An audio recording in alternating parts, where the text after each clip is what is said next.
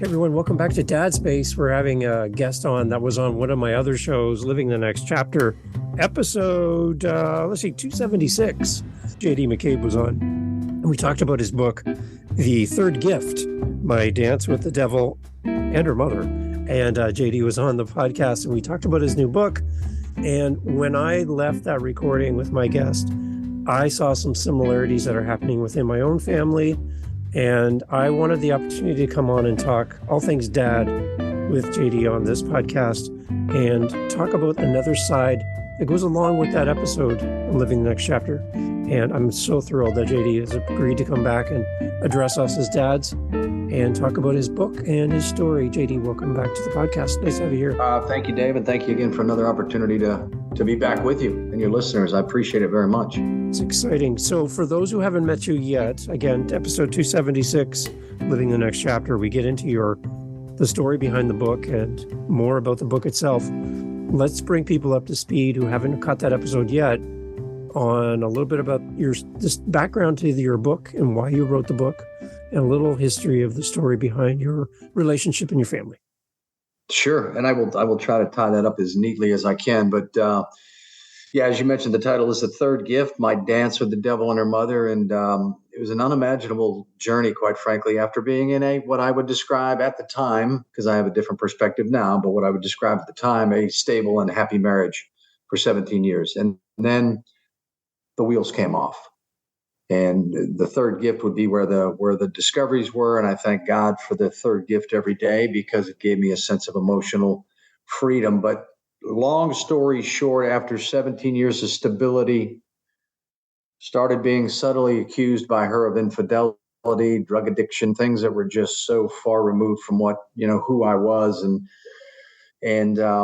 And then those spiraled into gaslighting and projection and more consistent emotional and psychological abuse. And essentially, she broke me down, hollowed me out as a man, and I allowed that. And when I say I allowed that, I isolated myself from family and friends. I told nobody what was going on. So I would spend 9 days across 2 different psychiatric facilities. I had been involuntarily committed. And then once we separated, is where I would make the discovery of, hidden prescription drug abuse on her part. I would discover that she had been, chronically exposing me to arsenic. And then we'd go through an alimony trial and a domestic violence trial. And the domestic violence trial, again, it was all trumped up. And the crazy system that we have here in the U.S., the court system, I don't know how it is in Canada, but it's a non-pleading. North Carolina is a non-pleading state, so you can go in and say whatever you want. So she made, again, the same accusations that I'm abusing prescription drugs and alcohol. And she dragged my daughter into court to potentially testify against me. And fortunately, the judge removed her from the courtroom because she was a minor. They allowed her back in if they were going to put her on the stand, but they never put her on the stand. So I dealt with poisoning, psychological, emotional abuse, psychiatric lockup, domestic violence trial, and then a 4-day alimony trial. So there was a ton of darkness and a ton of disappointment and betrayal along the way. But in the end, I would figure out that everything that she had been accusing me of doing, she was actually doing. So the third gift was an accusation that she made that through our attorneys that I gave her sexually transmitted herpes. It led to me diving into her medical claims and pharmacy claims, and that's where I discovered a 5-year pattern of hidden prescription drug addiction. She was using our kids for 2 years to fill amphetamines in their names through the same family practitioner that had me involuntarily committed. So I was misdiagnosed with bipolar 2 and so forth, so on. So, we went from semi-stable and happiness to the depths of hell. And it was a long journey for 4 or 5 years. And through the course of that, as you know, she alienated. Fortunately, my son was away at college when all this transpired, so he was somewhat removed from it. But my daughter was living in the home. She was 15, 16 at the time and vulnerable. And I was alienated from her for 2 years, about a year when I was still in the home. And then a year after that. And as I mentioned to you before, it's one of my favorite chapters in the book, titled Hi, Daddy, when she came back into my life. But my now ex essentially used both of our kids as weapons against me, and filled their heads with the fact that your dad has a drug problem. He's got mood issues, anger issues, so forth, so on. And she went so far to go to them to say, I have positive proof that your father has cheated on me. He gave me herpes. This was before I had my negative test. I mean, once I tested negative, and I want to be clear, I've tested negative for everything, but once I tested negative, we sat on that for about a month so that the private eyes could do their work and see if we could come up with who she was running around with. But it was that accusation that has provided me emotional freedom today. And fortunately, I've got a tremendous relationship with both of my kids. My daughter, as I mentioned, came back into my life because she was old enough to see the truth for herself. And she had one of her very best friends that said, look, you need to reach out to your father. But she cut me off. She wanted nothing to do with me. And I had very limited communication with her, if any. So it's I don't wish that on anybody, but it's the thing that bothers me the most. It bothers me that I lost 2 years of my daughter's life. I missed 2 birthdays. I missed her 16th birthday because I was in a psych facility. And then her 17th birthday, she wanted absolutely nothing to do with me. But I did, make sure to get her a card and get her a little bit of a gift. But I took it to her school. I took it to her school and left it at the front desk. This was under the advisement of my therapist at the time, because I knew had I mailed it to the home, it either would have been thrown out or she would have never have received it. Right. Yeah. So for anybody that's going through it, I know the hole that you feel. And my therapist at the time, it's a matter of preparing yourself with the appropriate expectations to go, I don't know when she may come back into my life. My therapist said, look, it may not be until college. And the only angle you may have there is when she comes to you for financial support and to potentially, help pay for her college or whatever the case may be. She said that will be your opening to say, look, I'm not going to provide and support for you financially if you want nothing to do with me, but she said, just prepare yourself. I have no idea when she may come back into your life. And so I'm thankful to God every day for the fact that she was old enough to see that there's something wrong with mom. So she came home from high school and mom couldn't walk and she couldn't talk and there was dog food all over the floor. But I knew from watching her medical claims and pharmacy claims, and I watched them like a hawk after we separated, I knew that she was in a drug withdrawal. Mm-hmm. And she not only was on 3 different formulations of amphetamines, but mood stabilizers and benzodiazepines and very dangerous combination of pills. But I'll never forget the day that I was traveling in DC for business and I received the text that I'd been hoping and praying for. She knew I was in DC. And when I was traveling, even though she wasn't talking to me, I'd let both my kids know where I'm at. And she must have forgot that I was in DC, but reached out to me and said, are you home? And I said, no, I'm in DC. I'll be home in a couple of days. And I said, is everything all right? And she said, yeah, never mind. And I said, was everything all right? And she said, I want to see you. And I had to step out of the meeting room. It was a large conference that I was in. I had to step out and, cry my eyes out in the men's bathroom, in a stall in the men's bathroom, the day that I'd hoped and I had prayed for. I didn't know where it would go, but I knew just seeing her again would be a huge step in the right direction. But it was a week later that she decided she wanted to move in with me into my little apartment. And I intentionally got a 2-bedroom apartment because just in case this day would come that I'd have a place for her to stay. And so the dads that are in this holding pattern for you, 2 years. For me, I'm in a holding pattern right now with my relationship with my daughter. Yeah. What kind of words of wisdom, now that you're on this side of it, can you give to people like me who are being blocked in our communication with our daughter? We've gone from a really happy, healthy home to disconnection. And we're in that holding pattern, just kind of like an airplane circling the airport, waiting for permission. We don't know if it's ever going to happen. We're running out of gas.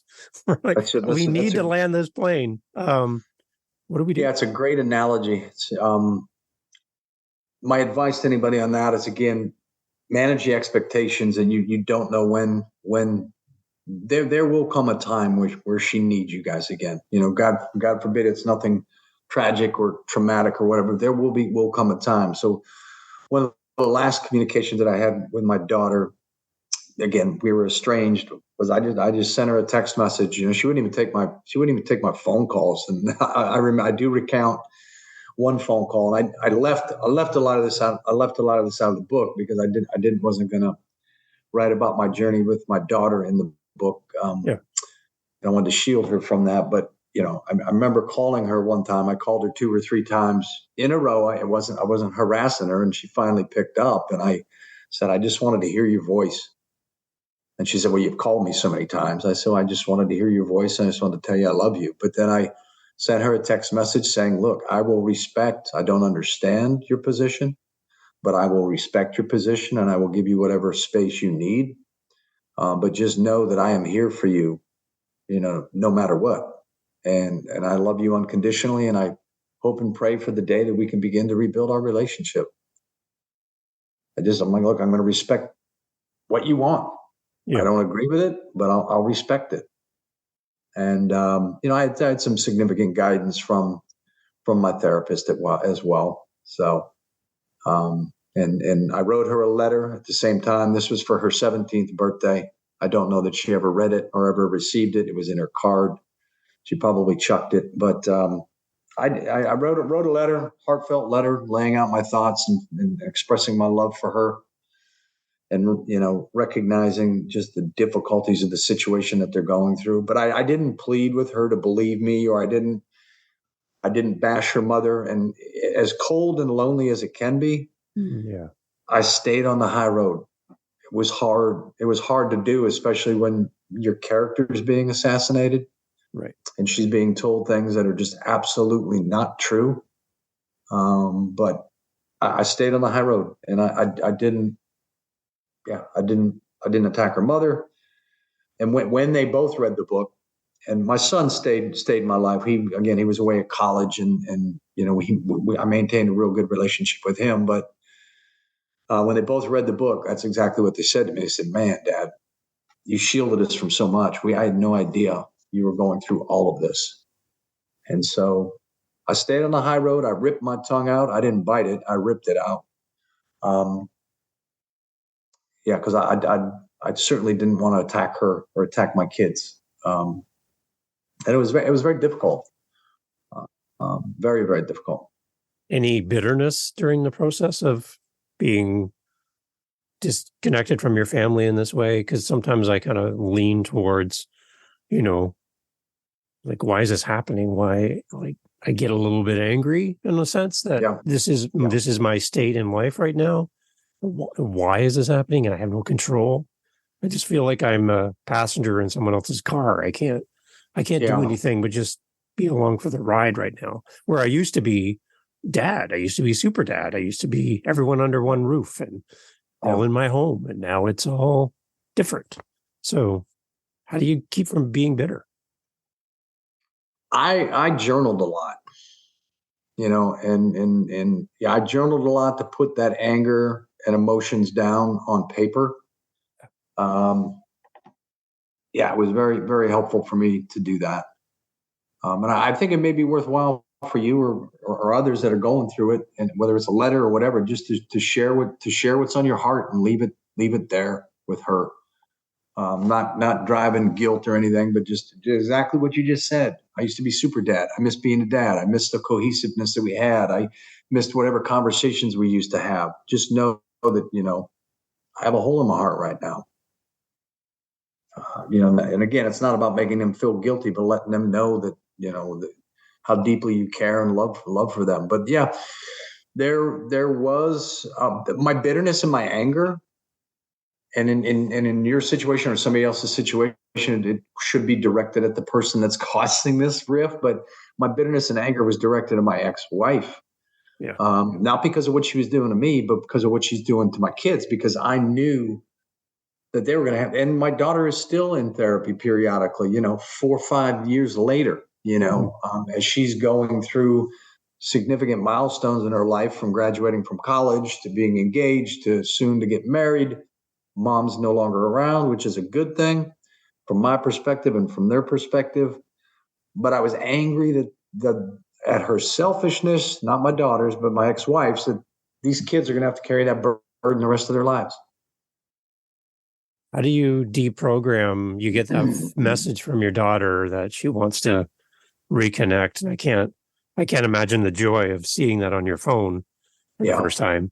I'm kind of with you in the bathroom and hearing you in the stall and wanting to support you in that moment. But how do you rebuild a relationship after 2 years of silence and communication and programming happening from one side that's false, and you have to now kind of rebuild that relationship? Where do you even start? And again, I'll never forget our first visit, the embrace and not wanting to let her go. And we spent, an hour and a half together. And excuse me, I didn't focus on this. I told her, I said, I don't want to talk about the situation or what's going on, with your mother and I and all that stuff. I said, it's in God's hands. It'll be done when he wants it to be done. But I focused on her. And we spent some time. And this is crazy, Dave. I was uncomfortable asking my daughter to come back to my apartment, because of all that she had been told. But we went to a Starbucks. It was packed. There was nowhere she wanted a Starbucks. So I met her there. It's right down the road from my apartment. So I said, hey, listen, are you comfortable coming back to my apartment? I'd like to, maybe you can go back to see my apartment. We can sit and talk. We sat and talked for an hour and a half, and she just brought me up to speed with what's going on in her life through pictures. Everybody takes pictures of everything these days. So we spent an hour and a half to 2 hours going through her phone and her laptop, just looking at pictures of things in her life that I missed. Birthday parties, talked about the young gentleman she was dating at the time, and school and college. I mean, she was towards the tail end of her junior year, and I wasn't involved in college visits and all that stuff. So I just got caught up on all of that. But I didn't focus on the negativity. And it wasn't until, after she, again, a week later, she made the decision and she had to make an adult decision at a very young age to say, look, she moved her own stuff out. She didn't have she grabbed all her clothes and whatever. And a girlfriend helped her grab whatever she needed to grab from mom's and threw it in a car and moved in with me. But it was at that point, a couple weeks later, that she was asking me some very pointed questions, about what is going on with mom. And I laid out some of the discoveries. She knew about the herpes because she was told I gave her herpes. Yeah. She didn't know about the drug addiction. And she's a very direct young lady. And I was talking about, my concerns and what I discovered. And she says, I want to see it. I want to see the proof. And I showed her. I showed her the pharmacy claims and all that stuff to say, look, this is why your mom's acting the way she's acting. Wow. And I didn't discover yet at that point that she was using our kids for 2 years, because her source, as I would call him, a physician, but he was being watched by the DEA and North Carolina Medical Board for inappropriate prescribing of narcotics. And ultimately they shut him down, I think, for about a year. So she had to find another source. And she used our kids for a couple of years until she could find a psychiatrist that would write her whatever the hell she wanted. So, but I consistently shielded her from what was going on, all the legal stuff that was going on. She would ask accordingly. Yeah, occasionally she would ask, and I would simply tell her, look, let's just focus on you and I. Let's focus on your senior year, and and it's, and we are extremely close, and now she lives in Chattanooga, Tennessee, and my son lives in Montana, but we talk all the time. We get together as much as we can. But I tried to take the high road. And even when she was with me, you want to vindicate yourself, right? You want it. And I'm like, I didn't. I wanted to make it as much about her and establish as much normalcy, as I could. And of course, then she starts getting blazed up by her mother for the decisions, she's made. And so forth, so on. So it was, yeah. And yeah, she moved back in with me. Let's see she moved back in with me about 3 or 4 months before the alimony trial started, and that started our alimony trial started her first day of her senior year. End of August in 2016. But yeah, and then I come from a large family, and I'm so proud of my large family and how they handled it. And then they knew how she was treating me. They knew the abuse I was not only enduring from her, but from her mother. Yeah. But one of the visits up to Pennsylvania, just all of her cousins just embraced her and asked no questions and whatever. And the other thing that I never asked, and it's not important to me. Maybe it is. I don't know. I'm still sorting through it. But I never asked my daughter for an apology. Interesting. It wasn't important for me to hear from her, Dad, I'm sorry. I mean, when I say she was flat out nasty to me, she was flat out nasty to me. And unjustifiably so. But an apology it didn't matter, because I recognized the fact that she was young, she was vulnerable, she was dealing with a master who was able to take my head and twist it. And you can imagine what she was able to what she successfully did to a 16-year-old. Yeah. Till the 16-year-old was fortunately old enough to see it for herself and go, something's not right here. But again, she still is in therapy periodically and sorting through it. And with respect to the relationship with her mother, they don't have one, but I always told them I will support whatever type of relationship you might want to have with your mother. The one part that caught me from your story when we talked on Living the Next Chapter, and we kind of talked a little bit here, was that period of silence where you had information, things are happening in the background to finalize the facts, and you're not allowed to talk about it to your kids, but you're getting just decimated by the other side with rumors and not things that are not factual, and you can't even defend yourself while you wait for the process to unfold. That's got to be so hard. I would be like slamming the cards on the table, like, aha, look what I found. And you can't. You got to hold your hold back and just let things happen as your character's decimated. How do you looking back at it, how did you do that? To be honest with you, it's just a lot of prayer, and just sitting with it, becoming comfortable with it. I'm thinking through it. It's like as I'm kind of flashing back to some of the stuff. I remember. I will share this. I remember the first night. So we had our first mediation. This is when the grenade was dropped that, I gave her sexually transmitted herpes, so forth, so on. I remember my daughter called me that night. I hadn't heard from her. And my phone rings and it's her. I'm like, oh, wow, this is great. She's calling me. And she said, I heard today didn't go so well, Dad. She was talking about so again, her mother would tell her everything. I heard today didn't go so well, Dad. And I said, yeah, it was not a good day. And I do remember saying to her, I love you very much. And one day, I said, I don't know when, but one day the truth will be revealed. And she said to me, I already know the truth, Dad. And that was the end of our conversation that night. And I'm like, wow. Yeah. So, there was nothing restricting me legally from talking to them. It wasn't a legal strategy or anything like that, but it's just like, no, I'm not going there. I'm not going to, I could have sent them over. I could have sent them a screenshot of my negative test results.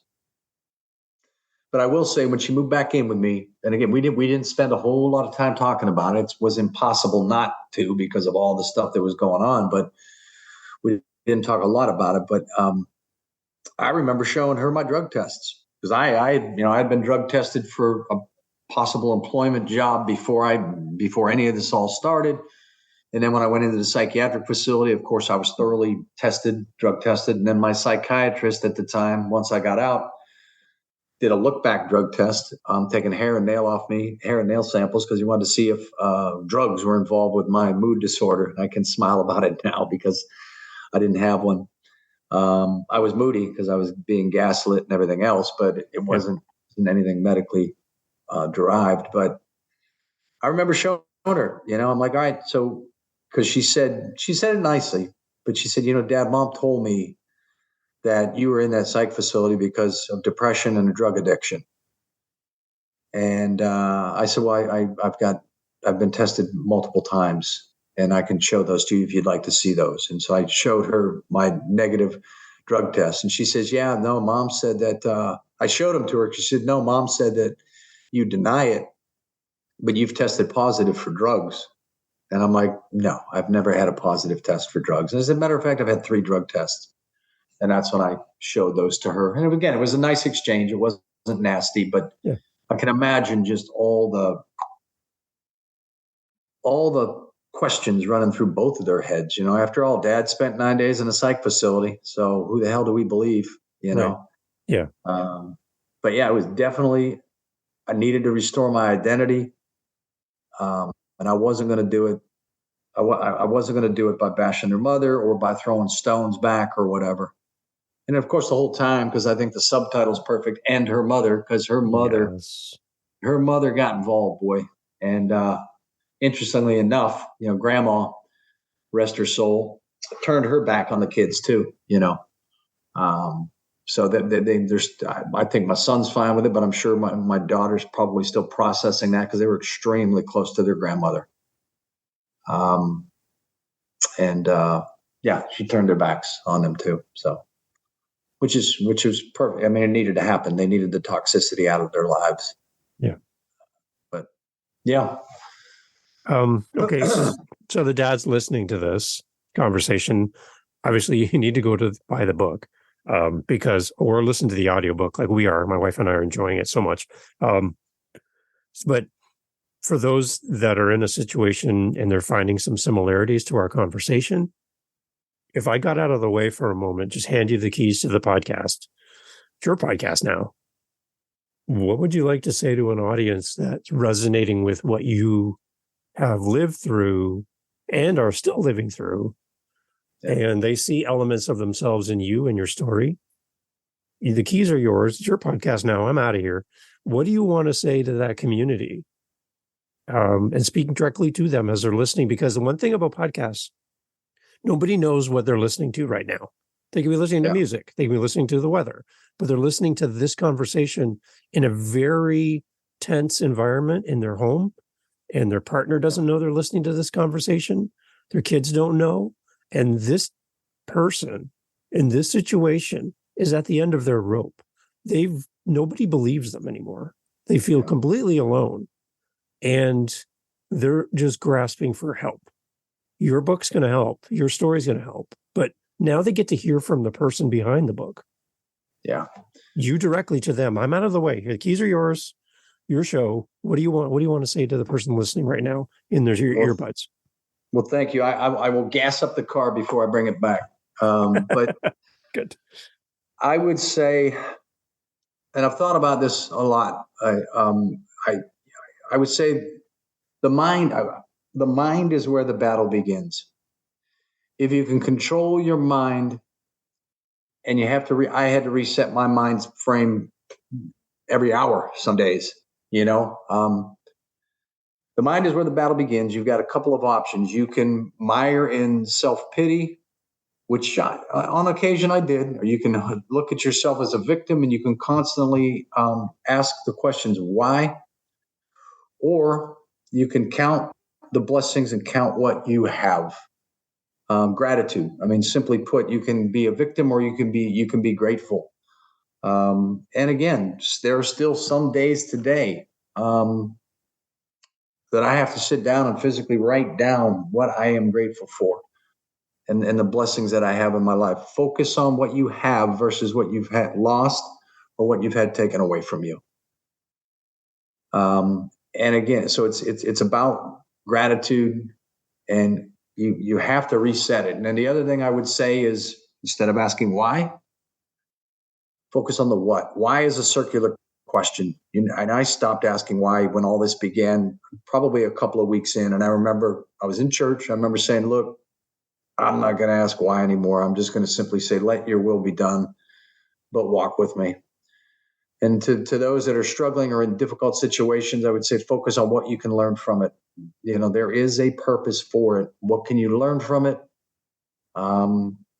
What can you do with it? Where can you find a renewed sense of purpose because of the pain? And know that brighter days are coming. I don't know when. It took me a long time to find peace. And again, some days I have to recalibrate around that peace. I will tell you, I don't know if you've seen the Trevor Bauer story out there, but his baseball career was ruined by a lady that lied. And it triggered me a little bit yesterday because I'm like, yeah, these systems are screwed up. So yesterday, man, of all days, I had to sit down. And again, I got out a pen and a piece of paper and I wrote down all that I'm grateful for, because I felt the emotions stirring up in me that, oh yeah, it's exactly what I went through. Yeah, I wasn't making millions like Trevor Bauer, but she traipsed through the court system and made up a story and no facts, no evidence, whatever, and totally assassinated my character. And most importantly, assassinated my character with my kids. Mm-hmm. So I had to regroup and I had to sit down and figure that out. But again, it's a mindset shift to go, okay, I know this sucks, but I don't have it as bad as others have it. And what do I have to be grateful for and thankful for, and all the blessings and lay those out. And all you can do is hope.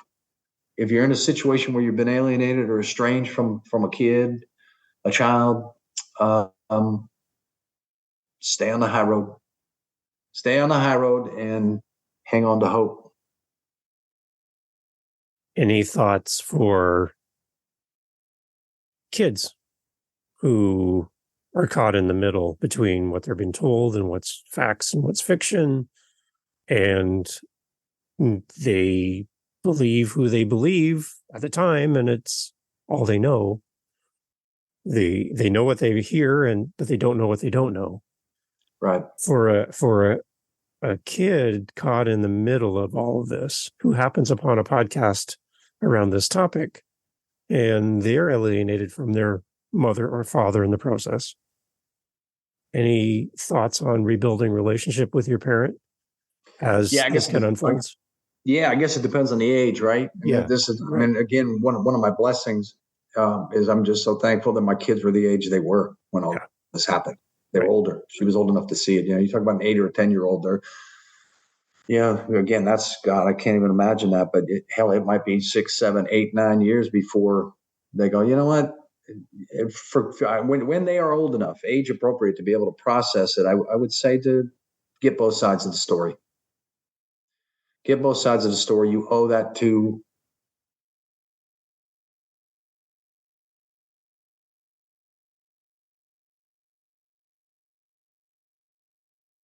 the other parent, at least to and you can grow from it. My therapist at the time leaned on a lot, Dave, and I will go back to your listeners to say, she said to me, kids are resilient. They're going to be fine. They're resilient. They're going to be fine. But she said, they will go as you go. Interesting. They will go as you go. They will be watching, even though your daughter's not in your life, she's watching.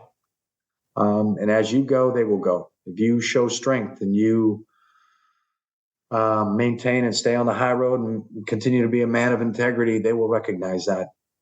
And boy, have they.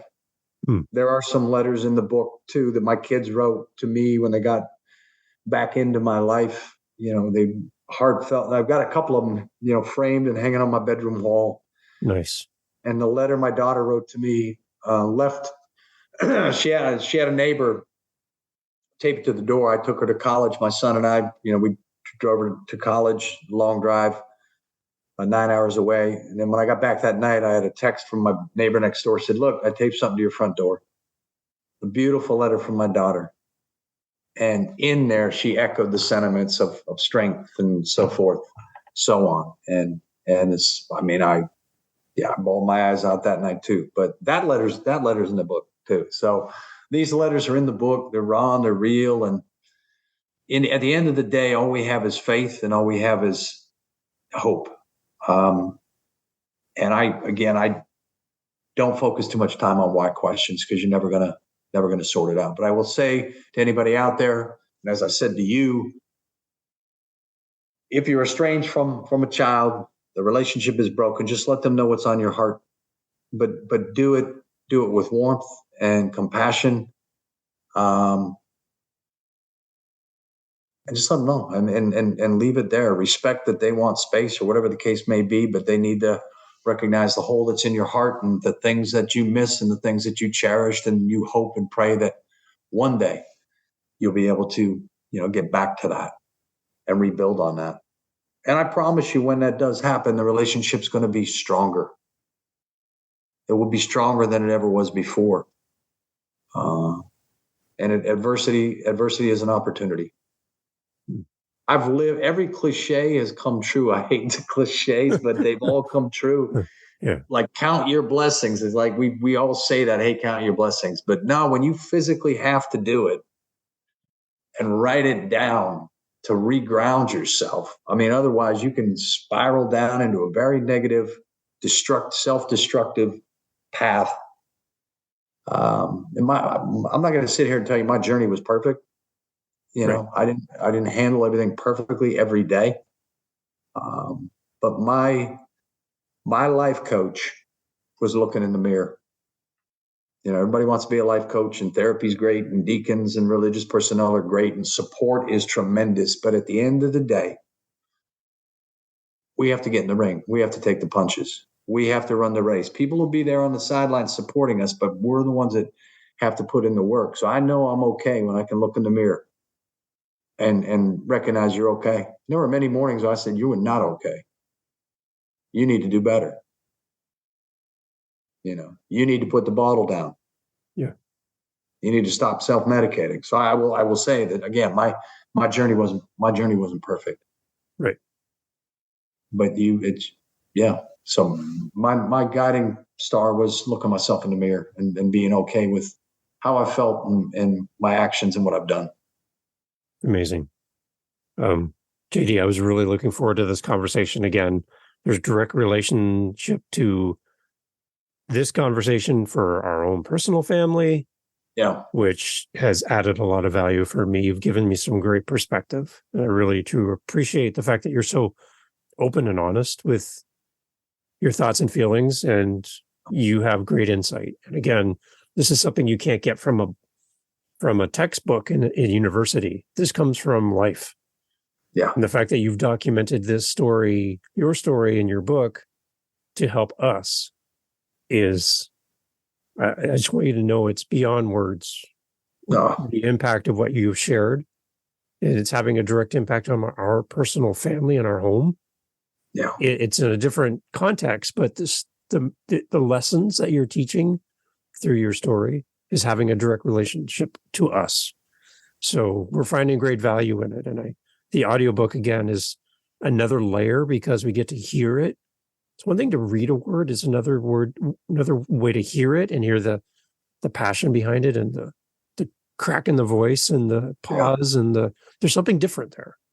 So the audiobook is another great resource as well. So thank you. I am grateful. I'm grateful to you for the opportunity. And again, as I think about your situation or anybody's situation, if there's other siblings involved, the other thing that I would say, I did not use my son to try to get my daughter back.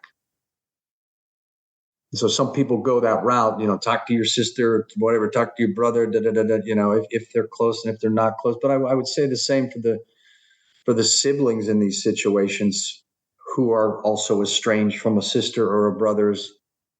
Be genuine and let them know what's on your heart. If you have something on your heart for that person, let them know what void is in their lives because of it. But again, you don't do it with any guilt or, but surround them with love. And that's what I do with my daughter. That's what I do with my daughter. I'm like, I'm going to make it about you. I'm not going to focus on what you did. I'm not going to hold you accountable for that. Right. And for forgiveness. That'd be the other thing which I forgot. So I mean, the mindset for me, as I said, the mind is where the battle begins. It was about forgiveness and it was about gratitude. And hell, I've had to forgive not only my ex-wife and ex-mother-in-law, but I had to forgive attorneys, judges, psychiatrists, because I went through all three systems. It was like going through a meat grinder. But yeah, I mean, there's purpose to it. There's purpose to it. But I'm extremely grateful to you for this opportunity. I hope that you find some resolution. And again, it's just about managing expectations, but recognizing I don't know when she may come back into our lives or what that may look like, but respect her space and let her know what void is in your life because of it and what you miss. Yeah. So JD, where do we go to get more information about the book, the website, all that information too? Yeah, there's the website is thirdgift.com because the third gift domain was taken, but thirdgift.com. But I'm also on Instagram, Facebook, and TikTok, and now Threads on Instagram at thethirdgift.com. I've got the book is available if folks are interested in signed copies. I'll sign it and mail out a copy to them for $25. They can just Venmo me at the third gift. Of course, it's available at Barnes & Noble, Walmart, Amazon, all your major online retailers. And as you mentioned several times, and I thank you for the purchase of the audiobook. And please, again, thank your wife. But there's an audiobook available, ebook available, paperback and hardcover. We have all the platforms covered. So, yeah. Well done. Well done. Again, JD, it's so great to have you on the show. Again, if you want more about the story and the book itself, Living the Next Chapter, episode 276, great episode with JD, and we get really into the story there. But we really wanted to do just something highlighting dads and relationship with children in this episode. And JD, you more than covered that. So thank you for coming back for a round two with this audience. And I would really encourage you listening to jump over there to episode 276 and catch up where we left off, and you'll hear even more. And it's a great conversation over there as well. Well, thank you very much, Dave. Again, I appreciate it. Excellent. Everyone, check out the show notes. Everything's there for you so you can make contact with JD. And if you're looking for somebody to come and speak to your group, or you're looking for coaching or some advice and some help in life, I know JD's got a great heart to serve, and he's got a great story. So, JD, thank you so much. Thank you. Hey, thanks for listening to Dad Space today. I'm so thankful that you were here for this episode. If you like the show, please let another dad know. Hey, that kind of rhymed. Anyways, share the episode out with somebody in your circle who would love Dad Space. That means so much to us here for our guests who donate their time to be on the show. And we just want to see this grow. So, again, another rhyme. Oh, wow. Anyhow, I think I need to write a song or something. Thank you for being here with Dad Space. And again, looking forward to the next episode. Look forward to having you here again with us. And if we can help you in any way, if you have a great guest idea for the show, a topic that you would love us to cover, we would love to do that here on Dad Space. So thanks for listening, and thanks for being part of the community. And to you, Dad, thank you for listening, and thank you for sharing Dad Space. Catch you on the next one. Take care.